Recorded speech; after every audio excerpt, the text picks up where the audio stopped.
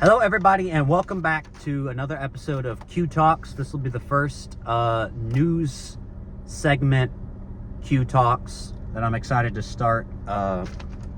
So this will be where I talk about... Okay, that's my wife calling me, and I do this a lot, and it's very wrong, but I'm a bad person. A lot of you think I'm a good guy. I'm not. Watch this. Boom, declined. So that's that, because she probably saw that I got off of work and expected me to pick up her call, but I'm doing a video, which is very, I was about to say more important, but I can't say that. She'll kill me when I get home. So so this will be the news segment that I'm gonna start talking about the news, giving my takes on it, and all of that good stuff. Who knows? Maybe my channel will explode. Maybe the world will explode. Who knows? So let's just get into it. So the first thing I want to talk about today is the situation with TikTok and Israel. And basically, for those of you who don't know what happened, I'll try to catch you up to speed, and then I'll give my take on the situation. So about a year ago, or a while back, the Republicans in Congress were very worried about, supposedly, this is what they said. They said that they were very worried about China controlling TikTok and issuing Chinese anti-American propaganda into the app, because the demographic for TikTok is basically Gen Z. It's younger people. And so Congress said, mostly the Republicans, said that the Chinese government is spreading propaganda through the TikTok app, and they spun it and turned it into a national security issue. And basically they said that China's trying to turn our young people, our stupid young people, Gen Z, into anti-American, pro-CCP, I guess, was kind of the argument that goes there. It's not a very convincing argument, because, in a news, they're basically trying to censor speech is what they're trying to do. And everybody knows that the correct way to combat bad speech, if there even is such a thing, is with good speech, not with silencing, not with preventing the spread of. That's just going to turn that speech into martyr and make it spread even further.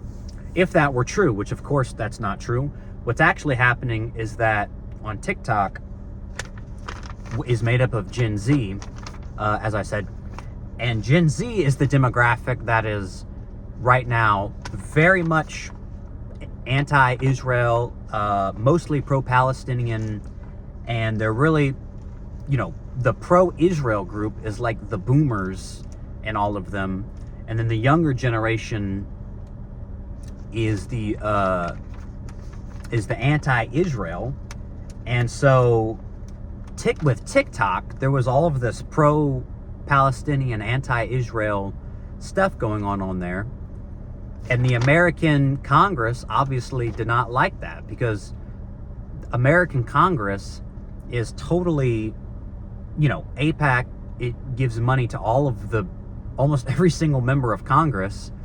And so they're so pro-Israel.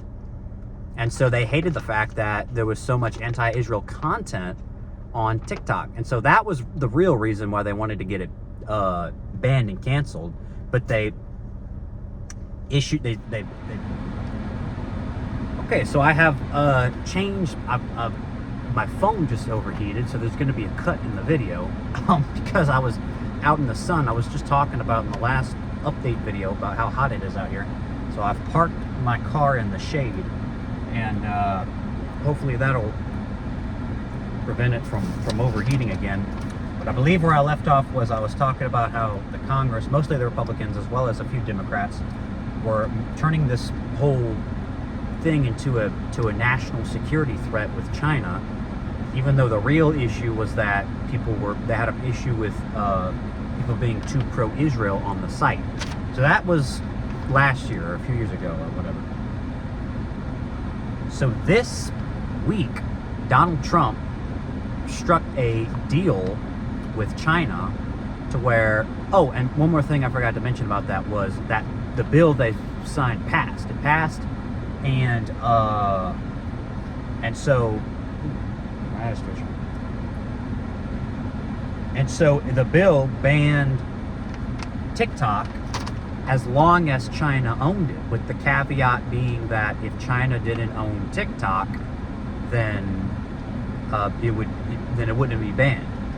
So that leads us to this week, which is that Donald Trump struck a deal with China, that China sold TikTok to the second richest man in the world, a guy named Larry, who is Jewish, and he is a very, very pro-Israel.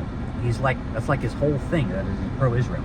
So China sells TikTok, which is TikTok being one of the most anti-Israel apps. Donald Trump orchestrated the deal that would get sold to this Larry guy, who is very pro-Israel. And so already, you are already seeing the effects of that, because the most recent update on this situation is that a guy named Brad Parscale, who was the organizer of Donald Trump's rallies all the way back in 2020. This was in 2020. This was not in, I don't think this was for 2024, but this was in 2020. And you may recall that after Trump got COVID, the first rally he did was it was a complete disaster, and it was totally this guy's fault because he's incompetent. He has retired from whatever he was doing, to become literally to become an agent for Israel, and specifically crack down on anti-Israel content on TikTok. So, in other words, all of the people who are complaining about the influence of Israel and Jews and on American government and in the media, they're totally justified. A lot of people say that when you say stuff like that, it's anti-Semitic. To me, this completely justifies everything that those people are saying. People like Nick Fuentes, for example. The fact that the most popular app amongst the most pro-Palestinian, most anti-Israel age group was sold. The government of the United States said, we are not having that app for national security reasons unless that app gets sold elsewhere, because China's the enemy. And it just so happens, thanks to President Trump, to get sold to not only the second richest man on planet Earth, but to one of the most pro-Israel people on planet Earth. And they're already beginning the crackdown of anti-Israel content on that site. So people who are given the label anti-Semitic, people who have been complaining about Israel's influence in the world, I mean, to me, this situation justifies those people.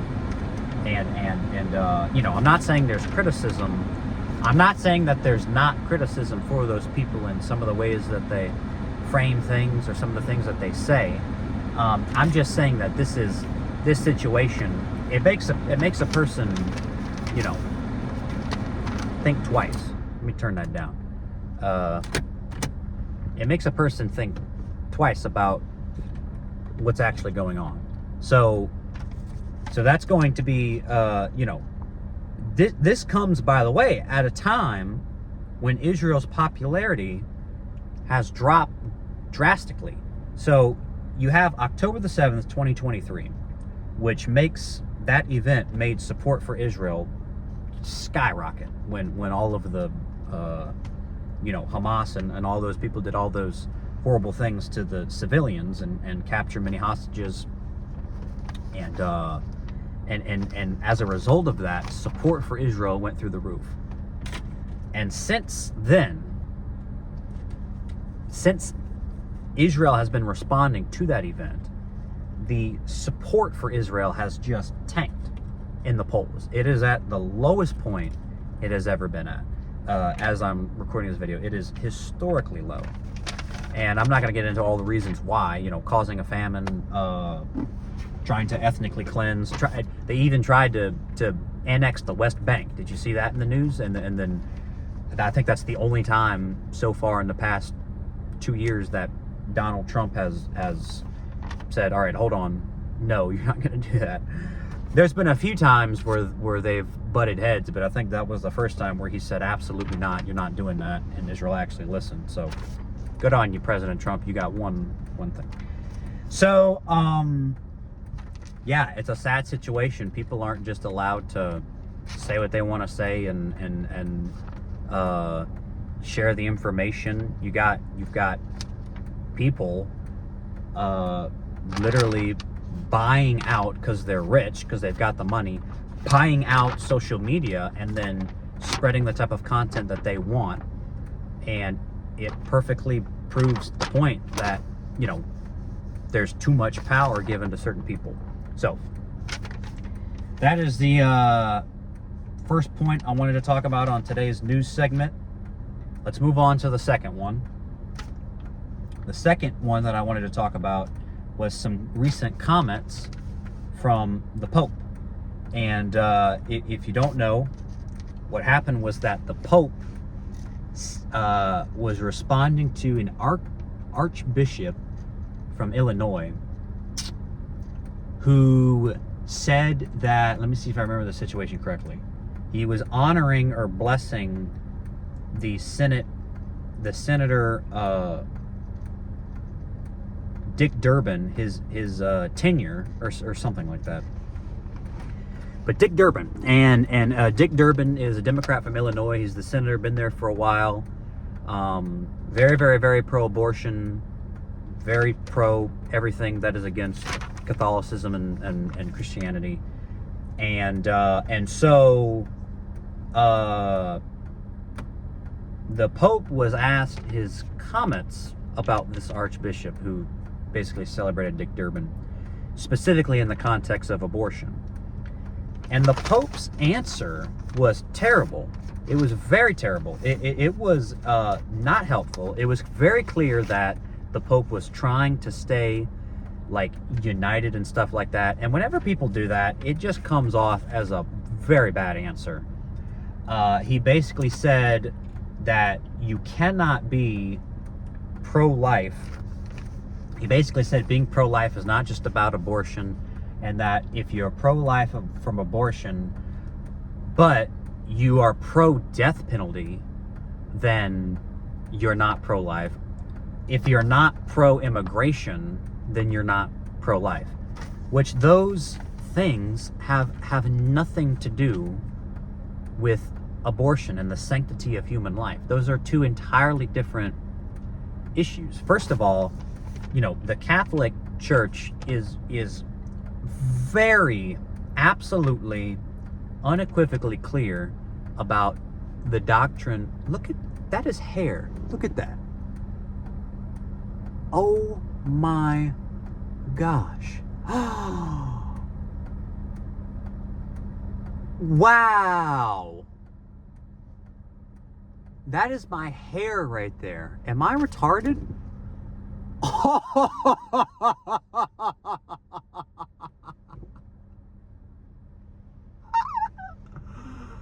Oh my gosh.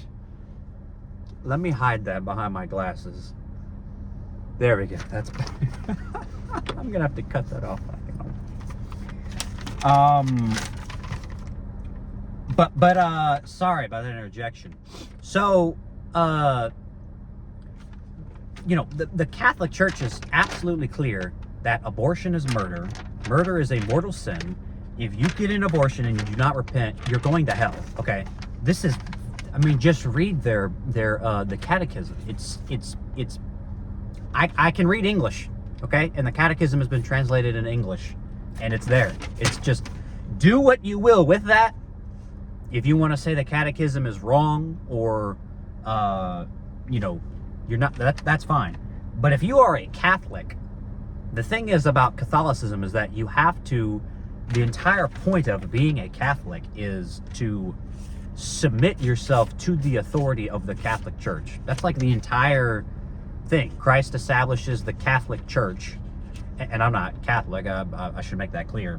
But I'm talking about from the Catholic perspective.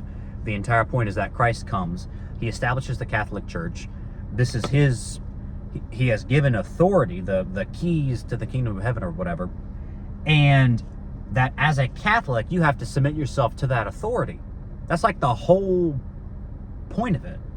So if the Catholic Church, speaking from the throne of Peter or whatever, says that, that's not exactly correct, but says that abortion is wrong, then obviously there shouldn't be so many self-proclaimed Catholics who say that it's okay or don't really care. Let me get a sip of water here. I'm talking too much.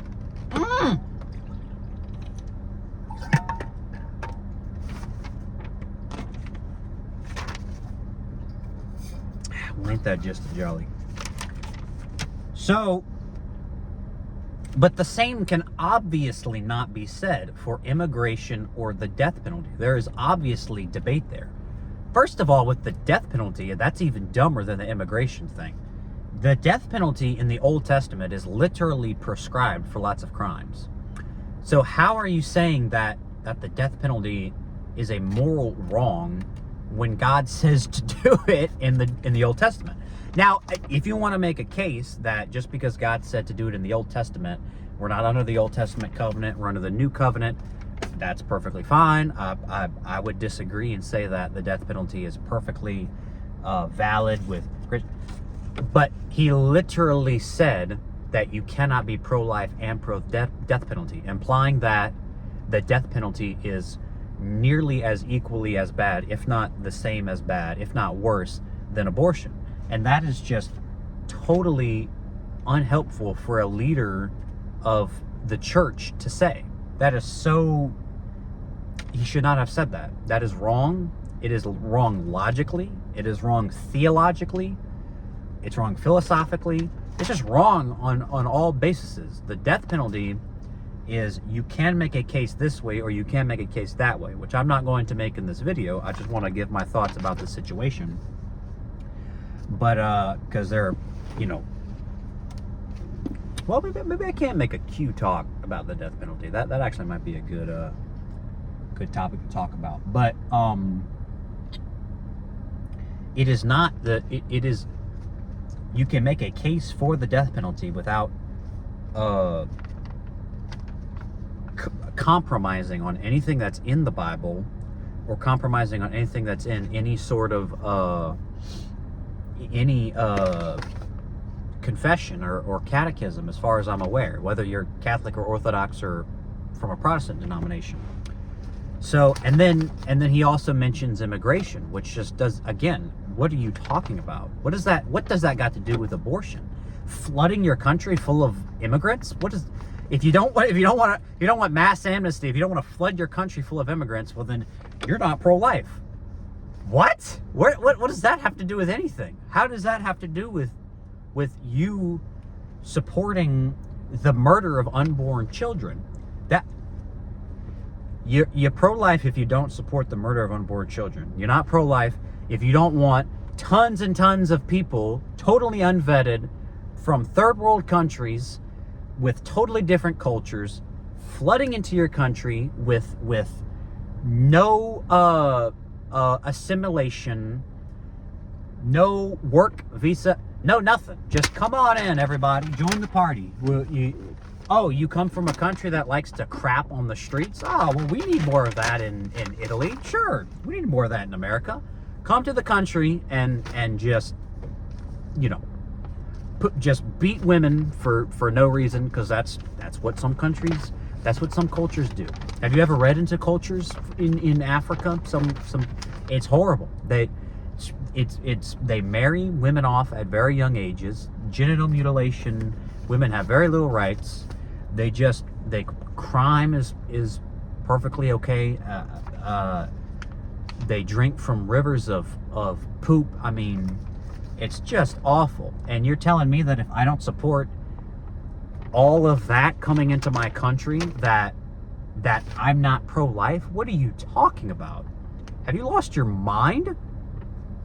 And this is one of the reasons why I'm not Catholic, is because it's like, I gotta listen to this guy talk about say some of the dumbest things ever. He's supposed to be sitting in the chair of Peter? Like, no. Okay, Peter, no. I'm not gonna get into why I'm not Catholic in this video, but I'm just saying the comments, this is the main point I want to make about this. The comments of the Pope are not helpful. This is not helpful. He is trying, you can tell, whenever Pope Francis would phrase things in this way, and whenever Leo frames things, whenever they frame things, they're trying to get a message across that is unifying, and we're all gonna, we all have to work together. And it doesn't do that. It does the exact opposite. You piss off people on the right because you say, as the leader of the church, you say that if you're not pro-amnesty and anti-death penalty, then you're not pro-life. And you piss off all of the liberals, because the second you say, here's what a lot of people need to understand. The second you say that abortion is murder, or you're anti-abortion, there's zero unifying with the left. Zero, period. That is like the sacrament of the left, okay? The sacrament of the church is to eat the flesh and blood of Christ and baptize people, and the sacrament of the left is murdering infants in the womb, okay? That is, and they're not giving that up anytime soon, period. So the second you start to try to bring that in, and I don't blame, that's kind of his job. I don't blame him for trying to bring Christians on the left and the right end. But the problem is when you go too big tent, everybody knows this. This is the whole point in having a catechism. Why have a catechism at all if you're going to have your tent so big that you bring everybody in, that you bring heretics in? Just come out and say that if you believe in abortion, you're a heretic. That's what the church already says. So that's the whole point I'm trying to make. He's really going against the catechism when he does this. And what kind of a leader is that, to go against your own beliefs? That you're attempting to unify somebody who is not a part of that and won't be a part of that until they repent of their sins and horrible beliefs, and then come willingly by their own free will to that group. You understand how that works? It's not that you open up, which I guess from a Catholic perspective, he could declare that abortion is fine, but I don't think I'm not accusing the Pope of that. I don't think he wants to do that. I think he wants to unify with a group of people that he's got no business doing that with. You don't need to do that, okay? So all you're doing is making it harder and it's just wrong, by the way. Mass amnesty is horrible and wrong, and there are people who rape and molest 7 and 8 year old girls. You don't think they deserve to die? No, piss off. Come on, they absolutely deserve to die. Okay, what next? I want to talk about, I'm actually running out of gas here. I've got 8 miles left. There's a gas station right there, but I'm sitting in my car. It's gone from 20 to 8 in 30 minutes, so I'm going to run through these next two quickly here. Pete Hegseth, secretary, who's been pretty good. I might do a character analysis on him. Not wanting women in the military. So this was something he did a couple of days ago, that he increased the work requirements to get in the military, and a lot of people are arguing that it's going to prevent women from getting in the military because men and women obviously are different physically. And so I totally support this. This is common sense. Obviously, people who we're not talking about getting a job. This is the military. We're talking about defending the country from wars and stuff like that. This is obviously, we need to have a very high bar for that. America needs to have the highest bar from any country in the world, because we already spend, I mean, what's the point in spending, billions of dollars every year on defense spending if we're not gonna at least have a good military? Like, that doesn't make any sense. So having women in the military, they're smaller, and then the men and women, a lot of people make that debate about the physical, the female body is weaker, and that's true. Certainly, I'm not denying that. The physical requirements for the military, you can't really make. A lot of women, if they actually tried to do that, even with practice, they couldn't meet. A lot of men with practice can't do it, but that advantage is there for the men. And if the military is made up 100% of men as a result of that, that's perfectly fine. There's nothing morally wrong with that. To find another career. I mean, this is not something that the goal is to make a career out of anyway. It's to defend. This is what's necessary to defend our country. So a lot of people make a big deal out of the physical aspect of it. You know what a lot of people don't talk about that really matters as well? The brain aspect of it, okay? Men are designed, their brains are designed to be leaders and to react in that exact type of situation. When somebody breaks into your house at night, who's rising up to defend the home? It's not the woman, it's not the wife. The woman goes and gets the kids and goes to the closet while the guy, the husband, the man, the dad, grabs the bat and goes and checks the noise or whatever.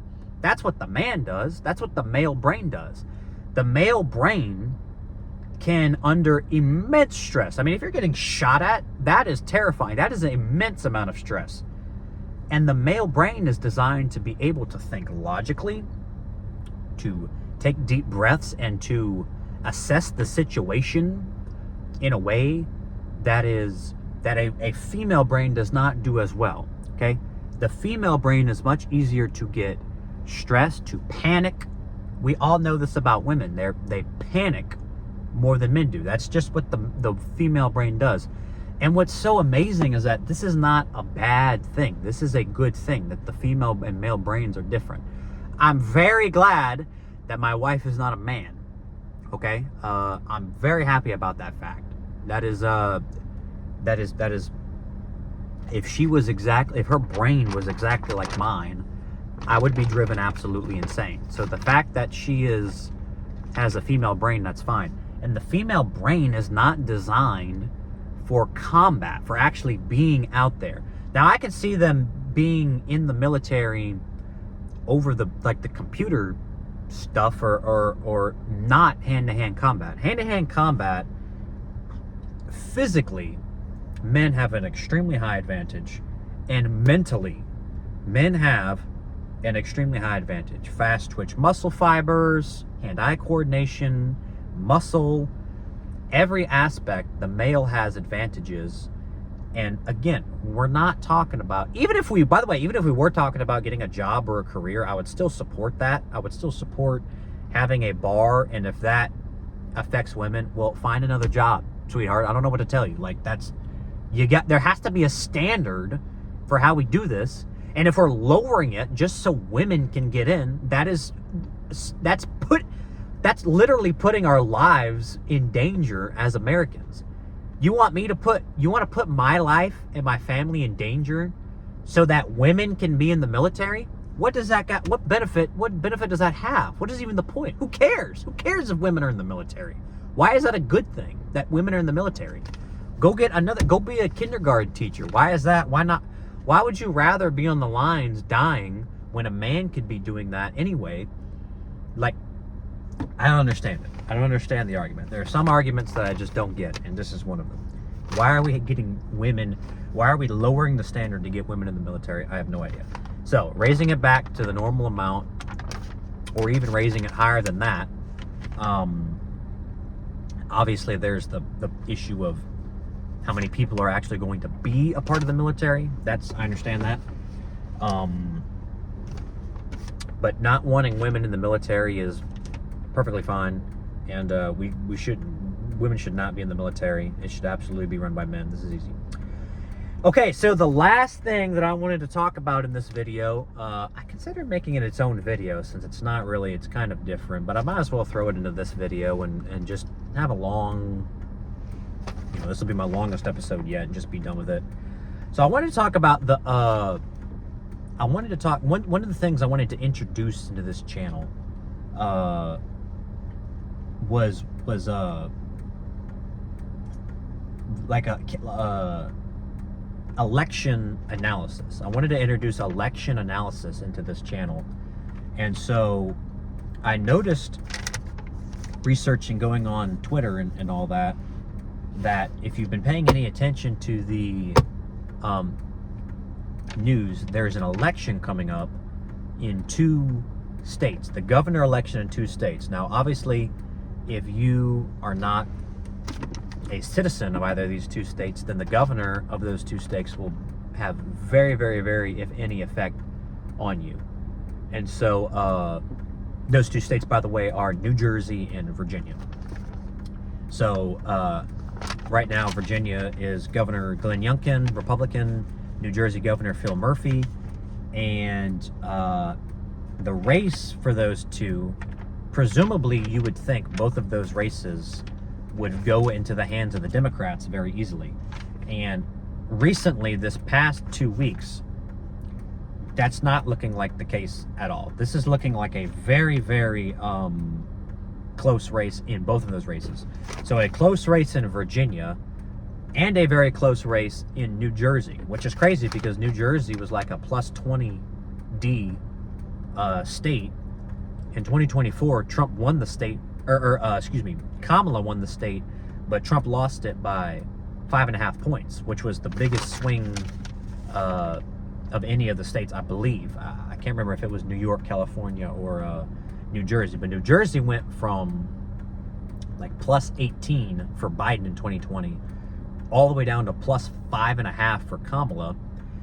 And so the video cut out again. I'm gonna have to crunch these together. We're almost done. Bear with me. You would think that a New Jersey governor's race in an off election when Trump won and people are pissed and all the Democrats should come out. You would think that would be like a slam dunk 10-point victory, but there was a poll that came out that had Jack Ciattarelli, who is the Republican, and then the Mikey Sherrill is the name of the Democrat. He was up. Another poll came out that had Mikey Sherrill up by 2 points. Emerson poll, which is the best pollster, had the race tied. All of the polls have the race close, very closely. And this month's voter registration update was a landslide for the Republicans. If you've been paying attention at all to the voter registration, the Republicans have been gaining tens of thousands in this year. And the New Jersey voting number update for the month of September was Republicans plus 4,000 and some change, and Democrats minus 2,000 and some change. The net gain for Republicans was 6,747 for the month of September. That is a lot. That's crazy. So the voter registration number, that momentum is all going into the Jack Ciattarelli's favor. There was a poll having him up. This is bonkers to me that New Jersey and all of the early mail-in voting and early voting, that stuff has already started, and all of that is very much in favor for the Republicans, very, very much so. They're doing about 10 points better as I'm recording this video in the early voting, which of course Trump lost it by 5.5. If they're doing 10 points better than they were when they lost it by 5, that would lead you to believe that this is a very, very close race. And I have to go get gas, so I am going to start backing up now. I wouldn't want to break the law. with my seatbelt off. So the frick is this red car doing? Jeez almighty. So let me back out while I wrap this video up.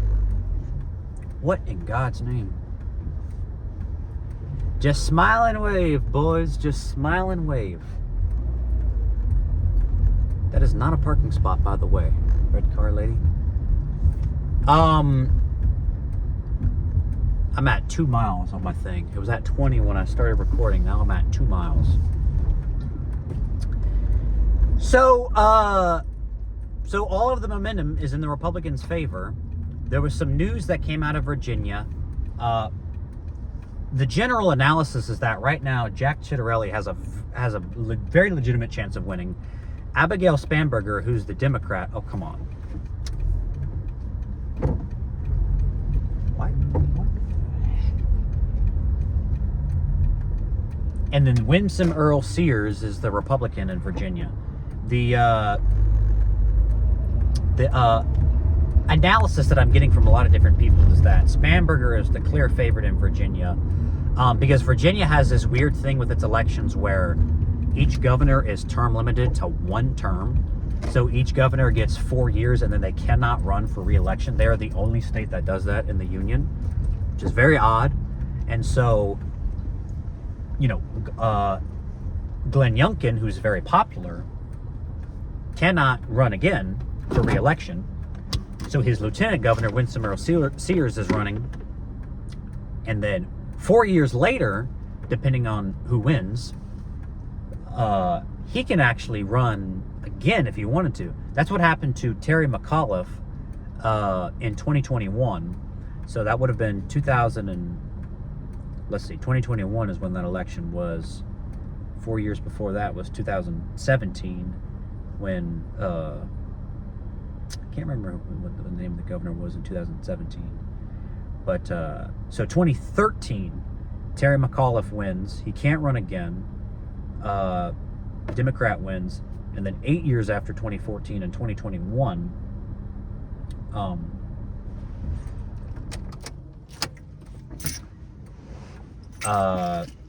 he runs again against Glenn Youngkin and loses. And so Glenn can't run again. So his lieutenant governor, Earl Sears, is running. She's doing a very poor campaign. It's very bad. She's not capitalizing on all the issues that are important for Virginia. But Spanberger is just absolutely throwing this race away. I mean, if you look at the polls, Spanberger was up 10 points consistently in the polls these past couple of weeks. And she is absolutely throwing this race away. Because the Democrats are just insane. There was a news report that came out that a grown man, I mean, if you saw the picture of this man, he literally looked like a pedophile. Long hair, scraggly beard, glasses, just crazy. In Loudoun County, going into the girls' locker room and getting butt naked. And Loudoun County's, that parish's, or that county's rules allowed for that to happen for people who identify as women. So he just identified as a woman and walked up in there with all these little girls, trying to watch him change, probably trying to jack off to all these people. And that legally nobody could do anything because he said he was a woman. He just, I'm a woman. Let me do. Like, this is what the Democratic Party does.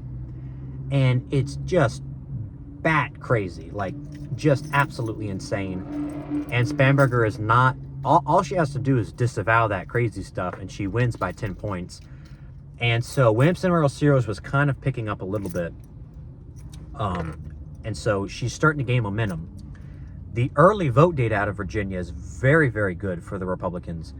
So she's in the race. She's in a race that she should not be in. And it's entirely the fault of the Democrats. New Jersey, though, is a bigger surprise, and it's a much closer race. The debate that Jack Ciattarelli had with Mikey Sherrill was horrible for Mikey Sherrill. Mikey Sherrill mentioned Trump dozens of times. She tried to make the entire race about Donald Trump, and that is not, he's not as unpopular as he was in his first term. So that's not, in his first term, his approval rating was minus 15. Now it's like minus 5. That's like a 10-point swap. You're not gonna, even in a blue state, that's still not going to be enough to get you over the headline. You got to convince people why they should vote for you. And she did a horrible job at that. Chitterley did very well. I was very impressed by his the way he handled himself in that debate. And then the the voting by mail, Republicans are doing, like I said, 10 points better. They're doing very well. But the voter registration data is very well for the Republicans. They're gaining in extraordinary amounts in New Jersey, as well as Pennsylvania. So Jack Ciattarelli is very much in the game. All of the predictions over the past couple of weeks have gone from likely D to toss-up now. So we shall see. We shall see what happens in New Jersey. I think Jack is going to win. I'm very not as confident as I am about Winsome Earl Sears, but I actually think Jack has a very good shot at winning. So that's my analysis of that race. So I hope you all enjoyed this episode of Q Talks. Let me know in the comments if you think I should do more videos like this, if I should separate the analysis. I think that probably is what I'm going to do in the future, but I already had it written down. So I think in the future, my election analysis I might do on its own. So thank you all so much for watching. I'll see you on the next one. Bye-bye. God bless everybody.